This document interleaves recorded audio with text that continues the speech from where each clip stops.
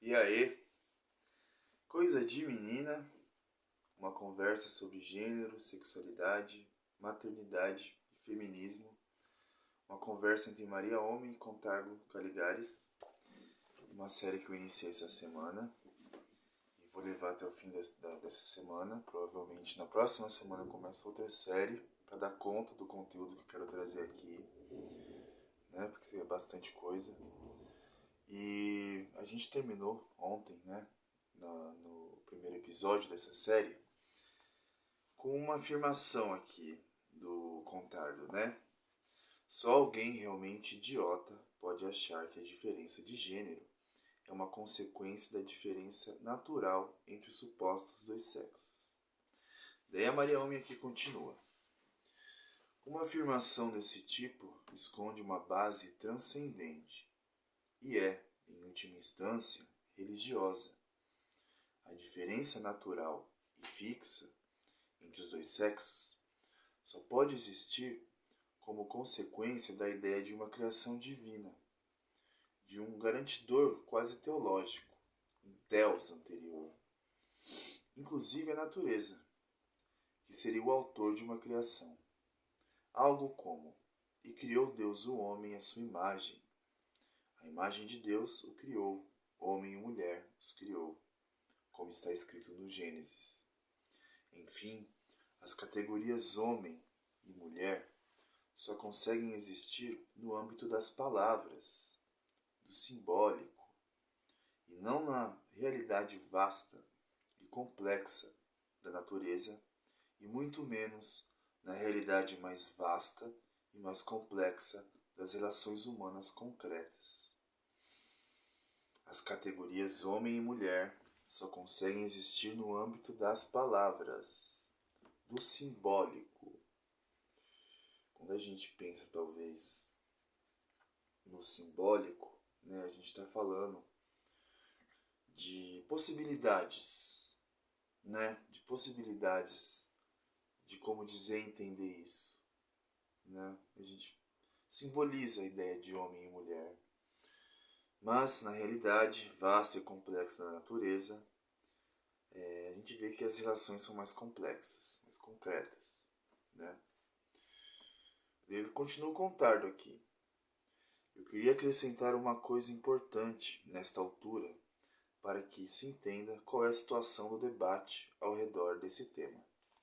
Tivemos então, nos anos 60 e 70, a descoberta de que as identidades, não só de gênero, são pelo menos, em grande parte, construções culturais. Mesmo que sejam construções culturais em cima de corpos que têm um real próprio, específico, diferente do real dos outros. Nessas condições, uma tentação seria perguntar: mas por que precisamos de identidade de gênero? Afinal, cada corpo é diferente, e os papéis que correspondem ao gênero são propostos e impostos pela cultura.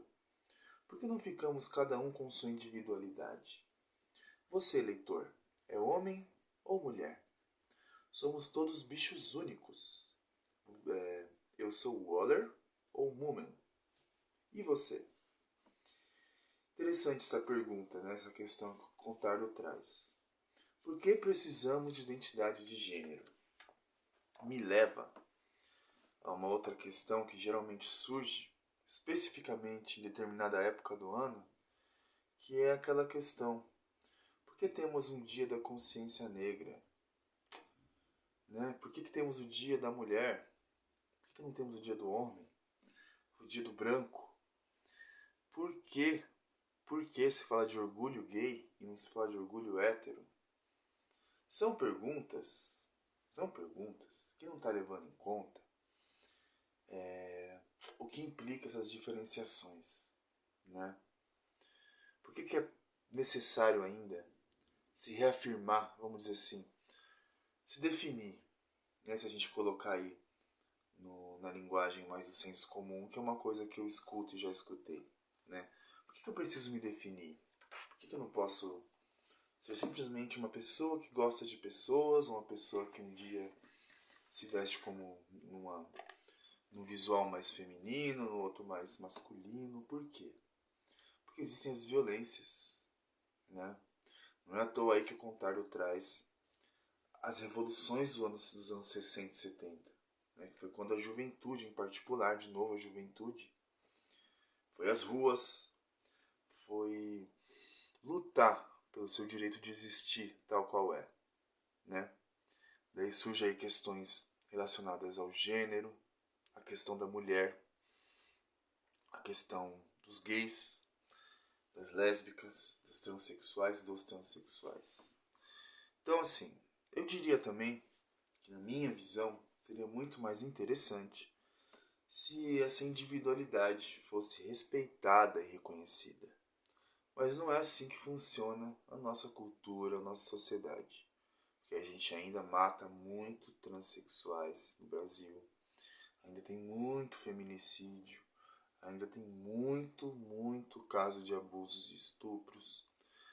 E não só no âmbito das violências mais radicais, né? A gente fala talvez de violências também no âmbito do trabalho, né? Há pouco tempo, aliás, no Dia Internacional da Mulher, eu vi uma postagem de uma vaga, a mesma vaga no classificado. Para o homem era pedido algumas coisas e se dava um salário maior. Para as mulheres era exigido outras características e se pagava um salário menor. Então é real. A gente está lidando com o real, com a realidade. Então, eu acho que o Contardo traz uma questão interessante para a gente pensar aqui. E vamos pensar, por que a gente precisa, então, se definir enquanto gênero? Né? Por que tantas letras, né? LGBTQIA+. Exatamente por isso, para a gente tentar entender e reconhecer que entre o homem e a mulher, entre o hétero e o homossexual, há uma imensidão de possibilidades, né? Então, em termos de luta, em termos de política, não dá pra gente pensar em individualidade. A gente tenta criar ideias de coletivos, né? Para garantir mais força, para tentar ganhar um reconhecimento, para tentar legitimar a existência. A questão é que a descoberta de que a identidade de gênero é uma construção cultural acontece ao mesmo tempo em que se afirma o movimento dos direitos civis. E nesse momento, tanto o movimento feminista quanto o movimento gay ou o movimento LGBT+, sentiram a necessidade de identidades fortes que servissem como identidades de defesa. Identidades de defesa. Defesa contra violências. Defesa contra o recalcamento, né? Ou seja, não somos... Não, peraí. Ou seja, aspas. Não, homens e mulheres não são identidades fixas. Não é tão simples assim. Não são identidades que derivam apenas dos corpos que elas têm. Não é natural, né? A ideia de homem e mulher não é natural. Talvez macho e fêmea, no sentido biológico. Mas ainda é muito raso. A gente não se define só como machos e fêmeas. Aliás, é muito curioso que se fala de macho, que se reafirme eu sou macho, e do lado da mulher nunca existe essa ideia de eu sou fêmea, né? Por que será? Eu acho que volta um pouquinho aquela ideia que eu coloquei aqui, de que geralmente se usa a biologia para justificar certas posições, para justificar inclusive violências, palavra que a gente vai repetir muito aqui, infelizmente, mas é a nossa sociedade, né? Pois é, né? Pois é, como já diria Chiquinha do Chaves. Mas, por outro lado, era urgente constituir identidades de defesa. Por exemplo, se lutamos contra uma sociedade, vamos dizer provisoriamente, machista, paternalista, falocêntrica, então nós temos que primeiro construir uma identidade feminina na qual acreditar. Aspas de novo, nós somos as mulheres, os gays, etc. Se reafirmar no mundo, né? Essas identidades são provavelmente falhas, assim como a identidade masculina falocêntrica também. ou pelo menos artificiais, assim como a identidade masculina falocêntrica também. Mas se tornaram e ainda são necessárias. Aí vem Maria Homem. O próprio conceito de identidade, a própria ideia de uma identidade fixa, una, e que precisa ser reiterada, já é uma posição de luta. Portanto, de alguma maneira, a identidade é necessária para uma luta de resistência. Contardo. Exatamente. Isso é complicado, porque a necessidade política das identidades de defesa torna um pouco difícil criticar a própria ideia de identidade. Vamos lá, vamos continuar. Talvez hoje um pouco menos. Levei Maria Homem. Acho que ainda vai demorar um pouco até termos uma equidade mínima entre os seres e podemos abrir mão dessa ideia. Vem Contardo. Mas você não acha que as feministas que realmente vale a pena ler hoje, sei que são as feministas mais periféricas do ponto de vista cultural, estão além dessa problemática? De certa forma, estão próximas de pensar que criticar a própria ideia de identidade, no fundo, é mais interessante, mesmo do ponto de vista da mudança social desejada ou produzida, do que se fechar numa construção de identidade feminina de defesa, né? Vamos lá, peraí, vamos lá. Aqui se diz que ainda... Vamos aqui voltar um pouquinho. O que o Contardo diz, né? A necessidade política das identidades de defesa torna um pouco difícil criticar a própria ideia de identidade. Que se precisa limitar, né? Eu acho que é mais ou menos, eu vejo assim, né?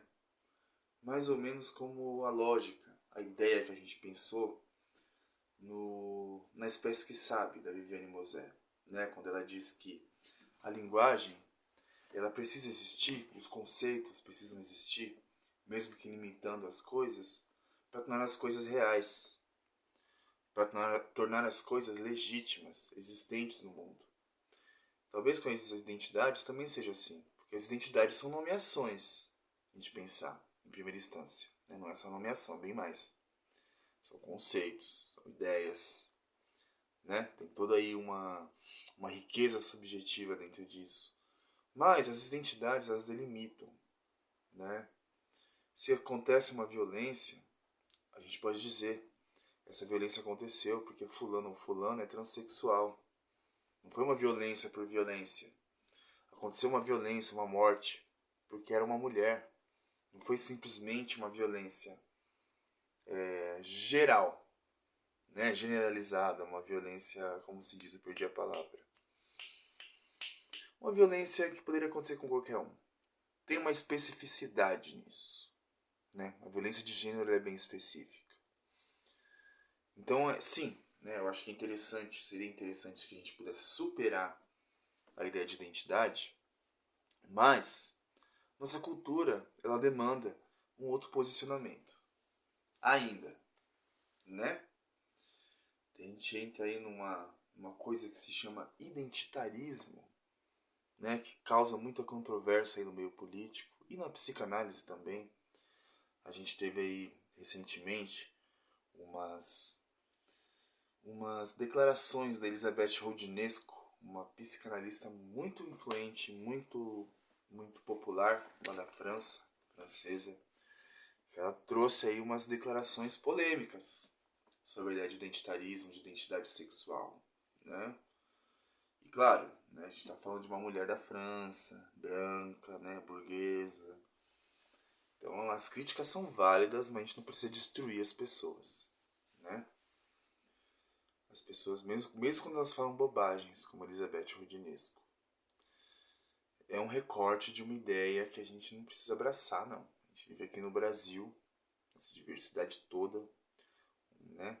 Então vamos ampliar a ideia. Né? Vamos estacionar na Elizabeth Roudinesco ou em outras pessoas, porque a ideia aqui não é só de pessoas. Não estamos falando sobre pessoas, sobre personificar o discurso. A gente está falando de ideias, estruturas, né? A qual todos nós estamos inerentes. Vamos lá. Devem Maria Homem. Não só acho isso sobre as pessoas que pensam assim, como eu mesma, Pessoalmente acredito nisso. Por isso fui chamada para escrever este livro e convidei um homem para conversar comigo. Você. Em primeiro lugar, por você ser alguém que há muitos anos reflete sobre a questão do feminino na cultura, e isso numa perspectiva bem longa, situando em milênios a misoginia que está no coração da fenda ocidental. Em segundo lugar, assumo por você ser um homem e eu querer marcar uma posição política. Eu não me colocaria no lugar de defensora das mulheres contra os homens. Ou de quase, vou provocar um pouco, fetichização do feminino, do feminismo, como lugar de falicização que seria necessário para demarcar um suposto território das mulheres. Também porque a luta contra a submissão, a exploração e a opressão é muito mais complexa. Afinal, o clássico de Angela Davis, Mulheres, Raça e Classe, continua vivo. Mas, ao mesmo tempo, talvez tenhamos que, por hora, tipificar mesmo as identidades, com todo o debate sobre o feminicídio ou a homofobia, por exemplo. A gente falou um pouquinho aqui agora, né? E estabelecer cotas para mulheres nas instâncias de poder, no Congresso, nas universidades, nas empresas, nas cozinhas, em todas as instâncias, enfim. Deviam contar do que. Isso talvez não seja ruim para as mulheres, estar fora do Congresso, risos. E uma brincadeirinha, né? Maria Homem no momento, mas talvez seja ruim para o Brasil. Deviam contar. Isso me ajuda a fazer um pequeno deslocamento. É claro que, na construção dessa identidade de defesa, não se trata somente de ter direito à isonomia salarial, a uma presença igual e a população masculina em geral nas faculdades, nos conselhos de administração, nas instituições políticas, etc. Qualquer pessoa que tenha um pouquinho de experiência de vida e de mundo sabe que as instituições só ganhariam com isso. Para mim, essas são questões que escondem a gravidade do problema. O fato de que vivemos num mundo machista, aparentemente dominado pelos homens, eles mesmos tomados por suas próprias problemáticas identitárias, é relativamente fácil de resolver. O fato de que vivemos num mundo machista, aparentemente dominado pelos homens, eles mesmos tomados por suas próprias problemáticas identitárias, é relativamente fácil de resolver. Não acho não, Contardo. Discordo de você. Não acho que é tão fácil assim de resolver, não. Mas enfim, né? É claro, leva tempo, mas é algo que está no alcance da luta política, por exemplo. Eu acho que talvez nesse âmbito ele diz que é mais fácil, né? Acho que ele vai entrar aqui numa questão mais ampla, mais profunda. Vamos ver. Na França, Macron decidiu que metade de seu ministério seria composto por mulheres. Essa é uma escolha política. Mudanças desse tipo estão ao nosso alcance. Mas aqui a gente está falando de um homem, né? Um homem que decide ali colocar mulheres. Né? Sempre parte de uma decisão do homem, né? Uma escolha do homem. Mas assim, ele está dizendo aqui que essas questões políticas não são tão abstratas. Elas podem ser resolvidas na prática, por mais complexas que sejam, não tão fáceis quando ele diz não. Discordo. Mas tenho a sensação de que as mudanças deveriam realmente acontecer dentro da transformação de um dispositivo cultural muito maior, muito mais profundo e antigo. Sim, aí concordamos, Contardo. A cultura ocidental, desde no mínimo a cultura grega antiga, ou seja, antes do judeu-cristianismo, mas piorando na tradição judaica e mais ainda na tradição cristã, é uma cultura que não é apenas machista, ela é misógina. Sim. Ou seja, a nossa cultura é fundada não apenas no domínio sobre as mulheres, mas no ódio pelas mulheres. Finalizar aqui. Eu acho muito interessante que eu tenho dito aqui nos vídeos que geralmente eu coloco o machismo e a LGBTfobia, o sexismo, debaixo do guarda-chuva grande que é a misoginia. Né? Daí aqui o Contardo ele delimita uma coisa interessante para a gente pensar. poderia pensar o machismo sobre o domínio sobre as mulheres, né?